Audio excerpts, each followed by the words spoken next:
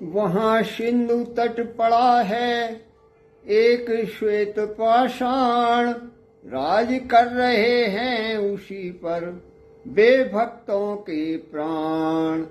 वहां समुद्र किनारे एक श्वेत पत्थर पड़ा हुआ है, उसी पर भगवान श्री राम जी विराजमान हैं।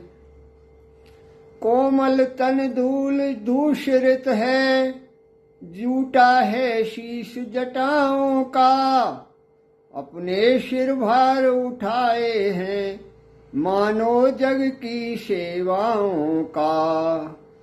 उनका सुंदर शरीर जो धूल से लिपटा हुआ है और सिर पर जटाएं शोभायमान हो रही हैं, अपने सिर पर मानो संसार का भार उठाए हुए हैं।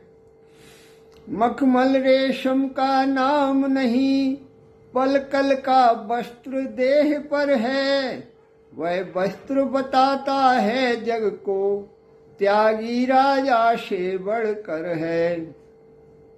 उनके शरीर पर रेशम के वस्त्र नहीं है, सादा वस्त्र हैं, जो कि ये बता रहे हैं कि संसार में त्यागी राजा से भी बड़ा होता है।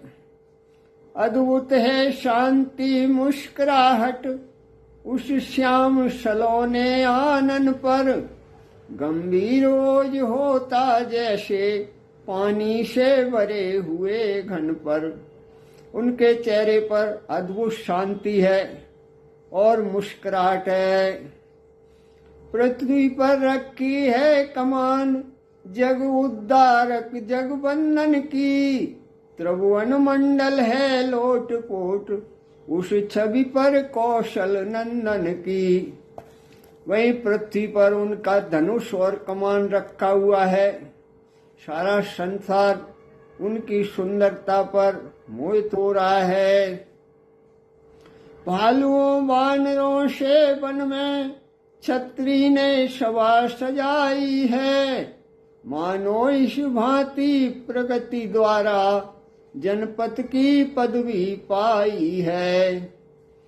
और वानरों भालुओं के साथ श्री राम जी ने वन में अपनी सभा जमाई हुई है। फल फूल पात पर ही रहती, पोशाकें रसद न लेती हैं, गिरखंडों वृक्षों से लड़ती, शस्त्रों को कष्ट न देती हैं।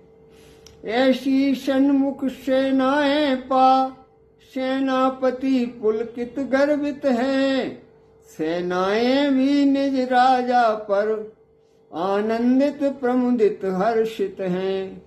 ऐसी वानरों की सेना जिससे देखकर भगवान ही प्रसन्न हो रहे हैं और वो भी अपने प्रभु को देखकर प्रसन्न हो रहे हैं। गुप्तचरों ने उसी क्षण दिया यह समाचार, एक पालकी इधर को आती है सरकार।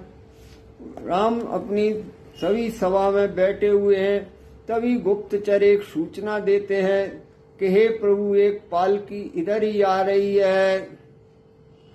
किलकारी भरकर तभी बोल उठे कुछ कीश, अब तो यह प्रत्यक्ष है हार गया 10 शीश। तभी कुछ वानर किलकारी भर के और बोलने लगते हैं कि अब तो यह निश्चित है कि रावण हार गया है।